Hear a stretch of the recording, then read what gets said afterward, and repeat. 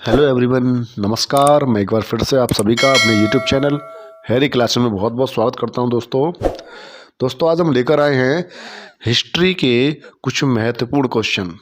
और दोस्तों ये सभी के सभी क्वेश्चन जो प्रीवियस ईयर में जो एग्ज़ाम हुए हैं दोस्तों, उनमें ये बार बार क्वेश्चन पूछे गए हैं दोस्तों। और दोस्तों मैं उम्मीद करता हूँ कि आने वाले जो एग्ज़ाम होंगे ये क्वेश्चन आपकी काफ़ी ज़्यादा हेल्प करेंगे।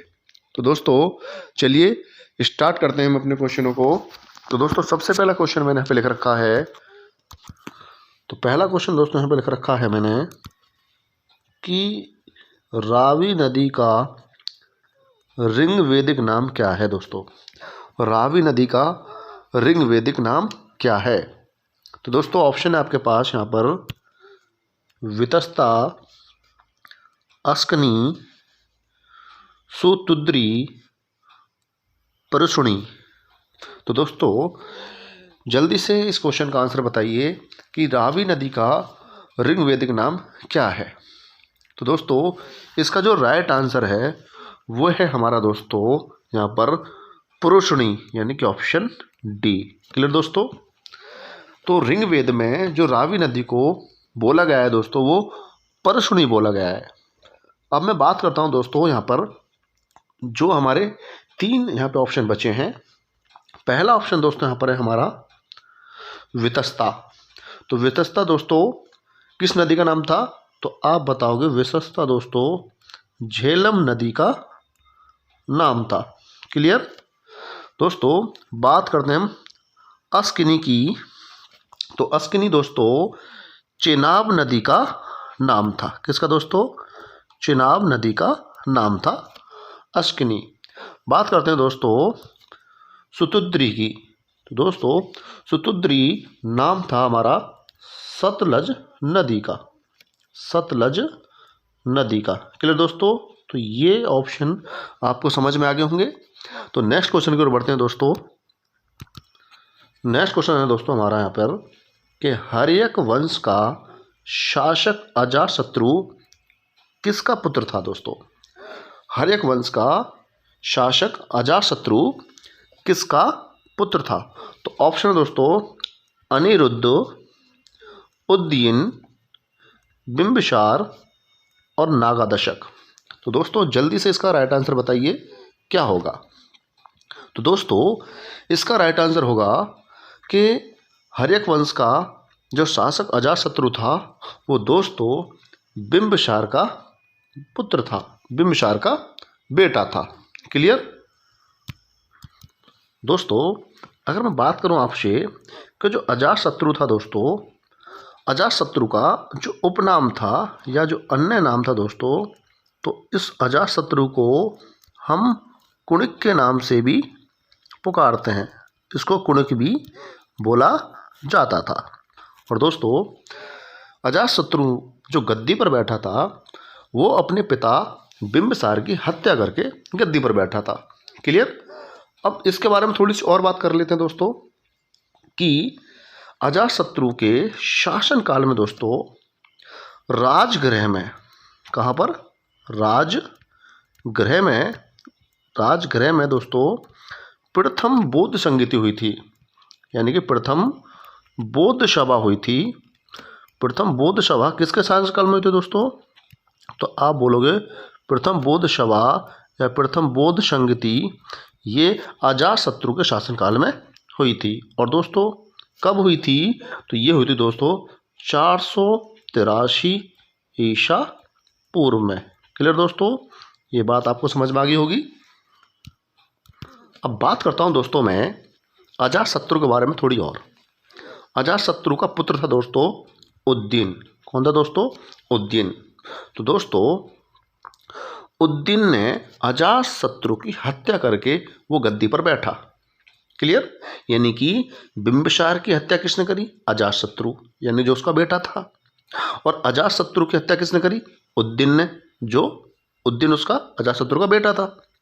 तो यहाँ पर दोस्तों आप थोड़ा सीधी समझ पा रहे होंगे कि बिंबिसार की हत्या की थी अजातशत्रु यानी कि उसके बेटे ने, और फिर अजातशत्रु की हत्या करी थी उसके ही बेटे ने यानी उदयन ने।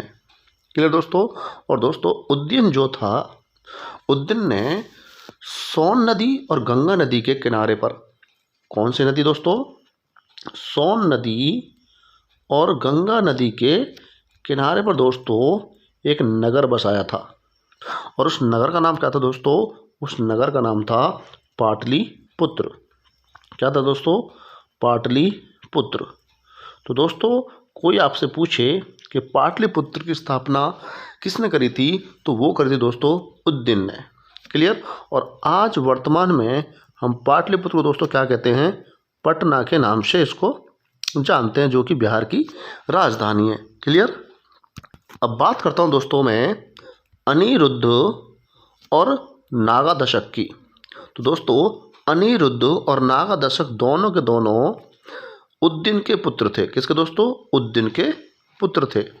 और दोस्तों इसमें जो अंतिम जो हर्यक वंश का शासक था वो दोस्तों नागा दशक था। क्लियर दोस्तों? बात आपको समझ में आ गई होगी। तो नेक्स्ट क्वेश्चन की ओर बढ़ते हैं। नेक्स्ट क्वेश्चन दोस्तों, थर्ड क्वेश्चन क्या कहता है कि प्रथम और चौथे जैन तीर्थकर के जन्म स्थान के रूप में मान्यता प्राप्त पवित्र शहर का नाम बताइए। दोस्तों इसमें पूछा है कि जो पहले और चौथे जो जैन तीर्थकर थे, तो उन जैन तीर्थकरों का जो जन्म हुआ था उस पवित्र शहर का नाम बताइए। तो दोस्तों पहले आपको ये पता होना चाहिए कि प्रथम जो जैन तीर्थकर थे वो कौन थे। तो वो थे दोस्तों, आपको पता होगा, ऋषभदेव। कौन थे दोस्तों? ऋषभदेव जैन धर्म के प्रथम तीर्थकर थे। क्लियर? और बात करूं दोस्तों चौथे तीर्थकर कौन थे जैन के, तो वो थे दोस्तों हमारे अभिनंदनाथ।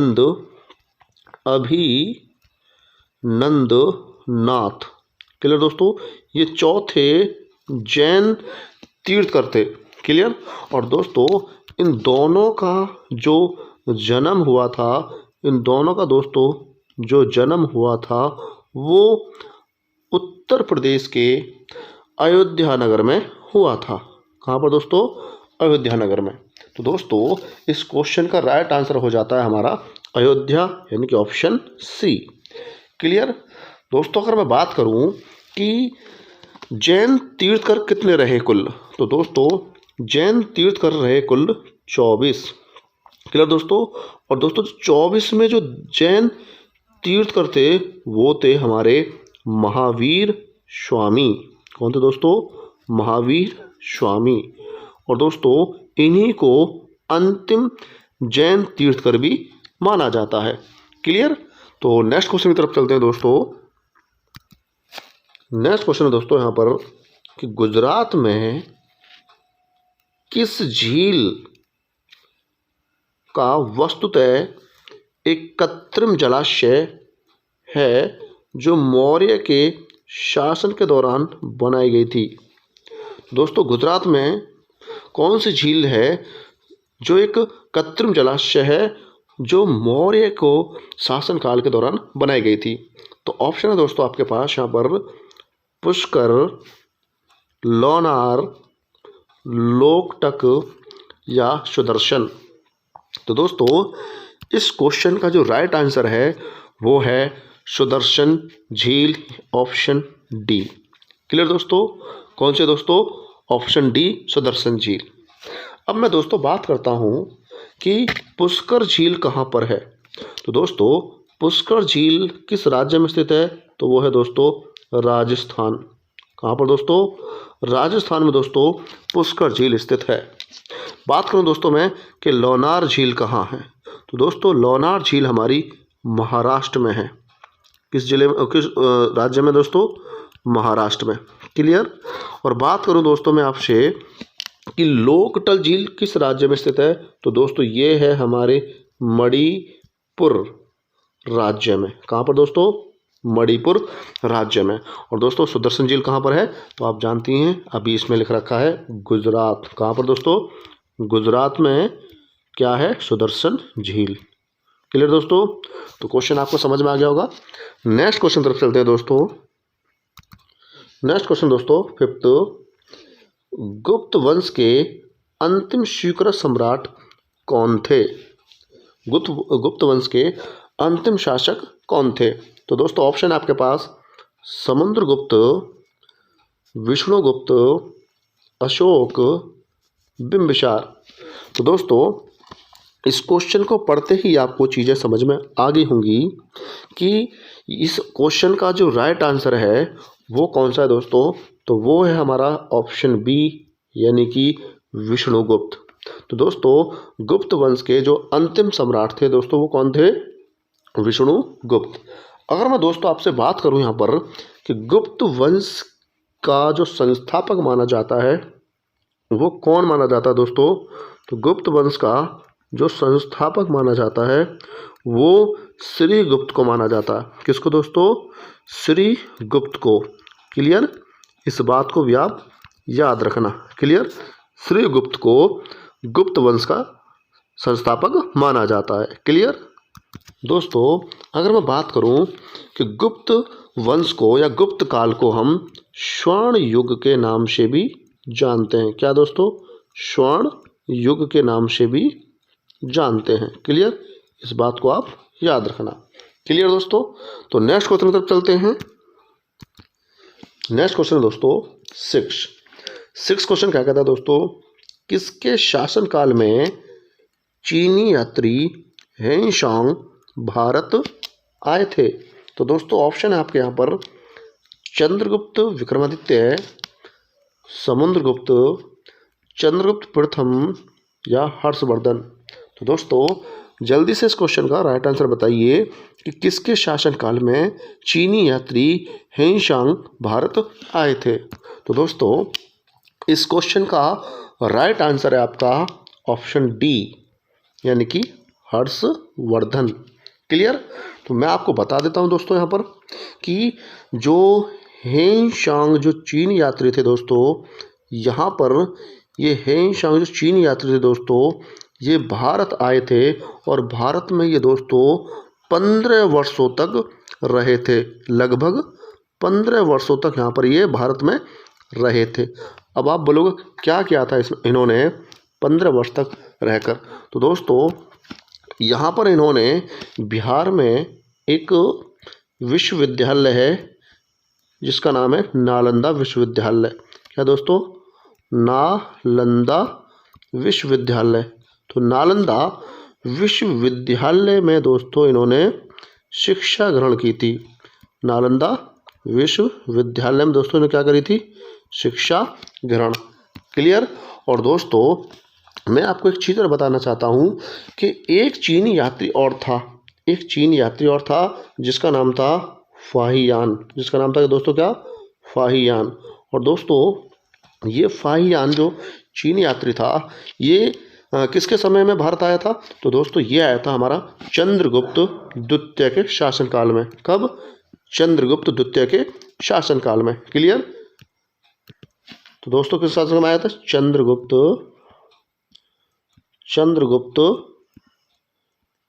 द्वितीय। क्लियर दोस्तों? चंद्रगुप्त द्वितीय के शासनकाल में। क्लियर? नेक्स्ट क्वेश्चन तरफ बढ़ते हैं दोस्तों।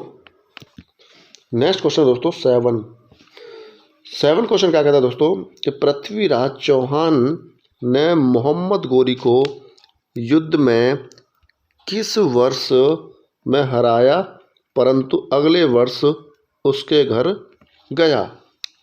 क्लियर दोस्तों? तो जल्दी से इस क्वेश्चन का राइट आंसर बताइए कि पृथ्वीराज चौहान ने मोहम्मद गोरी को युद्ध में कौन से वर्ष में हराया था?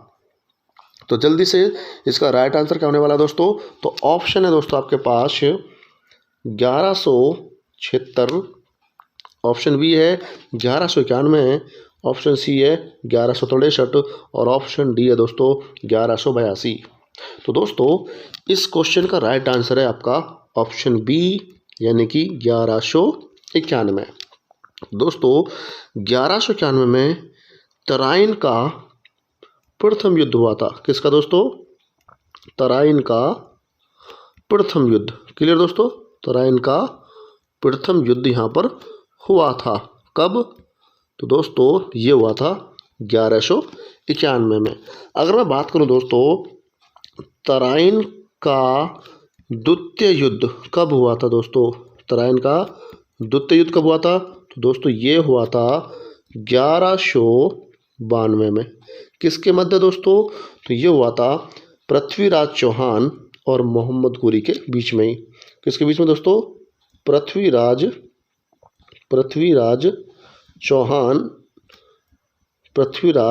चौहान और किसके बीच में दोस्तों? किसके बीच में हुआ था?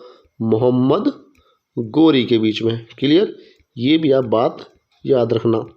हुआ क्या था दोस्तों, जब तराइन का पहला युद्ध लड़ा गया था तो पृथ्वीराज चौहान ने मोहम्मद गोरी को इस युद्ध में हरा दिया था।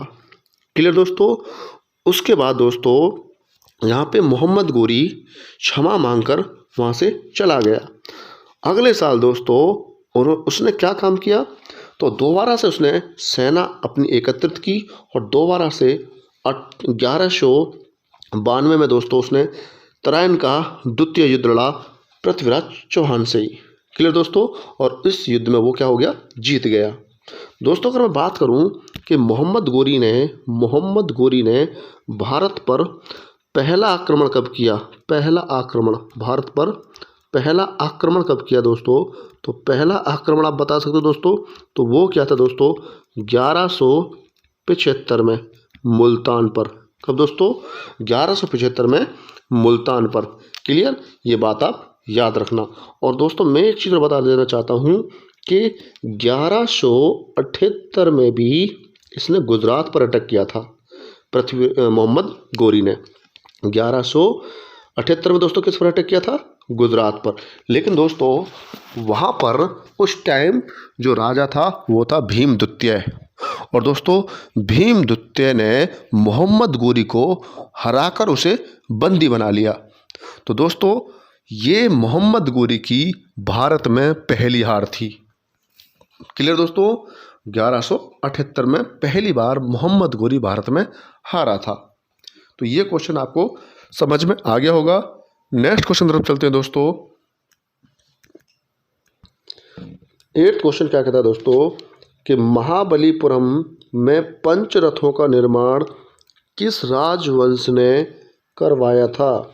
तो दोस्तों ऑप्शन है आपके पास यहाँ पर चोल, सातवाहन, चेर या पल्लव। तो दोस्तों इसका जो राइट आंसर है वो है हमारा ऑप्शन डी यानी कि पल्लव। क्लियर दोस्तों? तो पल्लव वंश ने दोस्तों महाबलीपुरम में पंचरथों का निर्माण कराया था। और दोस्तों पल्लव वंश के एक राजा थे दोस्तों, पल्लव वंश के एक राजा थे जिनका नाम दोस्तों क्या था?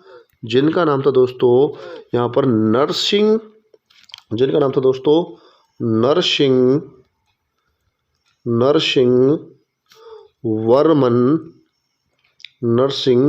वर्मन प्रथम। क्या था दोस्तों? नरसिंह वर्मन प्रथम।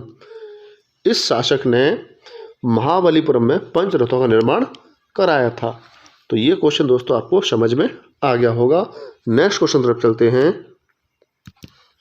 नेक्स्ट क्वेश्चन दोस्तों 9, खजुराहो मंदिर किस राज्य में स्थित हैं? खजुराहो मंदिर किस राज्य में स्थित हैं? तो ऑप्शन दोस्तों आपके पास उत्तर प्रदेश, मध्य प्रदेश, आंध्र प्रदेश या उत्तराखंड। तो दोस्तों इसका जो राइट आंसर है वो है हमारा ऑप्शन बी, मध्य प्रदेश। तो दोस्तों खजुराहो के मंदिर किस राज्य में स्थित है? मध्य प्रदेश में। और दोस्तों खजुराहो के मंदिर का जो निर्माण कराया था दोस्तों वो चंदेल राजाओं के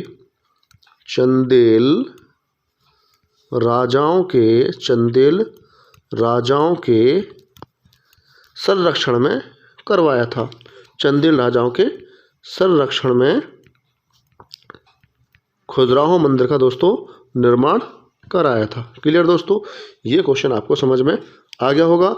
नेक्स्ट क्वेश्चन तरफ चलते हैं दोस्तों। नेक्स्ट क्वेश्चन दोस्तों यहाँ पर उदयगिरी और खंडगिरी की प्रसिद्ध गुफाएं कहाँ स्थित हैं? दोस्तों ऑप्शन आपके पास उत्तराखंड, ऑप्शन बी है त्रिपुरा, ऑप्शन सी है उड़ीसा और ऑप्शन डी है दोस्तों आपके पास छत्तीसगढ़। तो जल्दी से दोस्तों इस क्वेश्चन का आंसर बताइए कि इस क्वेश्चन का राइट आंसर क्या होगा। तो दोस्तों इस क्वेश्चन का राइट आंसर होने वाला है ऑप्शन सी यानी कि उड़ीसा। तो दोस्तों उड़ीसा में भुवनेश्वर के पास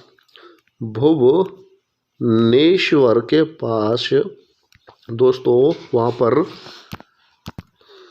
2 पहाड़ियाँ स्थित हैं। कितनी पहाड़ियाँ दोस्तों?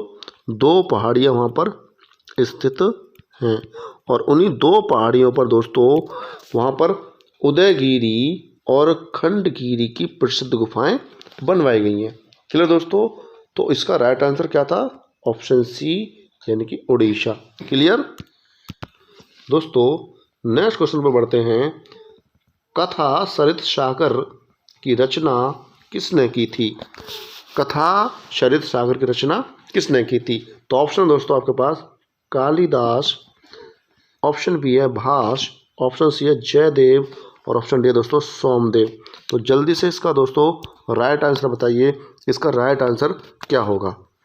तो दोस्तों इसका राइट आंसर होगा ऑप्शन डी यानी कि सोमदेव।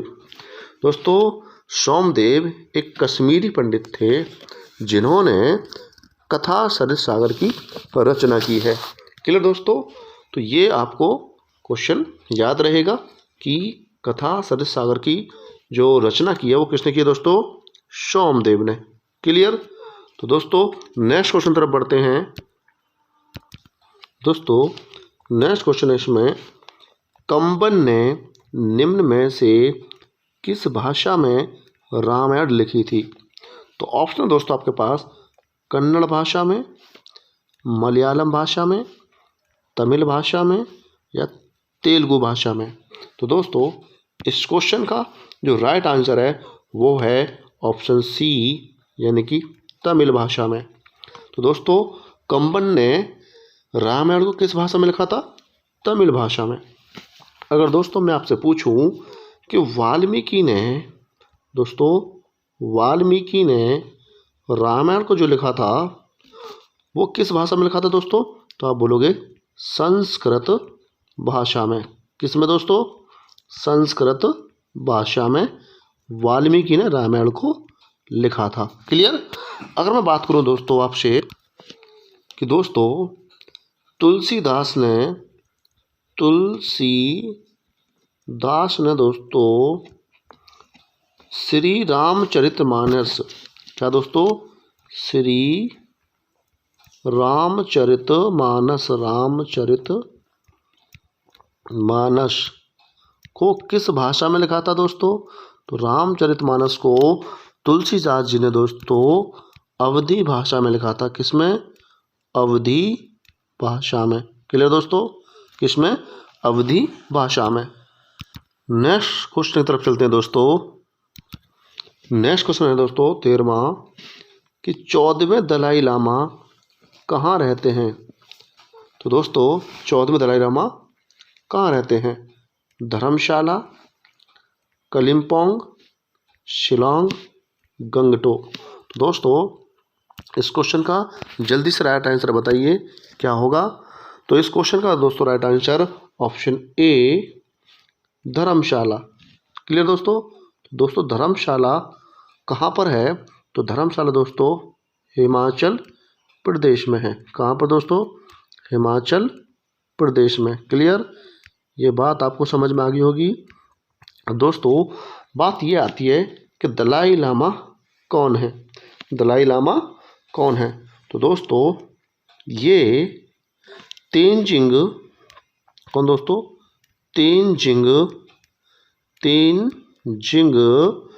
ग्यात्सो, तेंजिंग ग्यात्सो जो कहाँ है दोस्तों?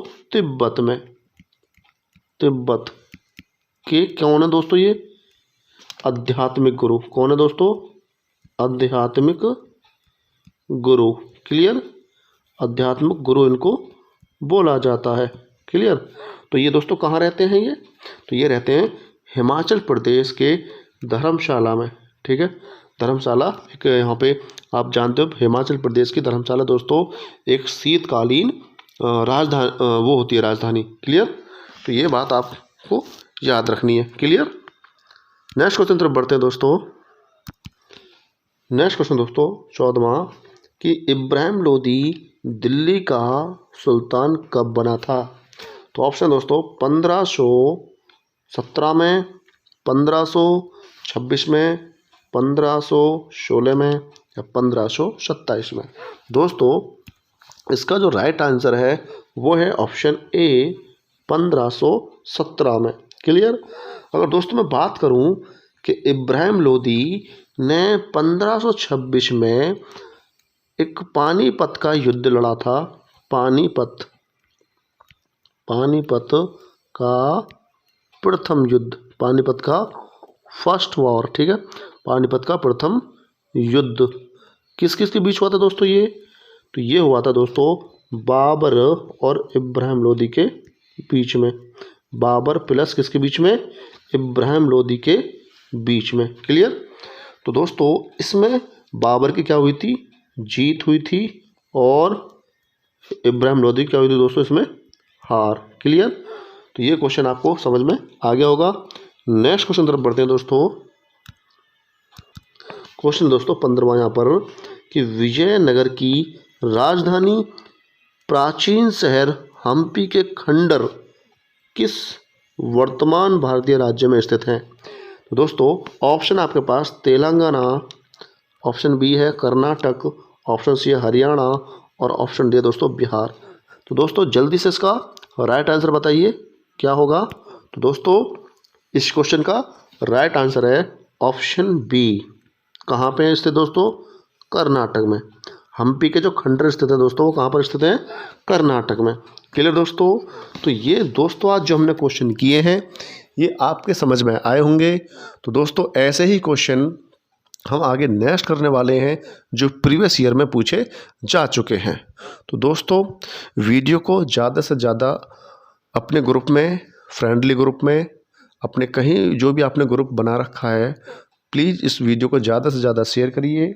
और इस यूट्यूब चैनल को, यूट्यूब हैरी क्लासेस चैनल को दोस्तों आप सब्सक्राइब करिए। और मैं उम्मीद करता हूँ कि मैं आपकी थोड़ी सी भी मदद जो आप तैयारी कर रहे हो अपने किसी भी कॉम्पिटिटिव एग्ज़ाम की कर पा रहा हूँगा, क्लियर। तो दोस्तों नेक्स्ट वीडियो में मिलते हैं, तो तब तक के लिए दोस्तों नमस्कार, धन्यवाद, जय हिंद।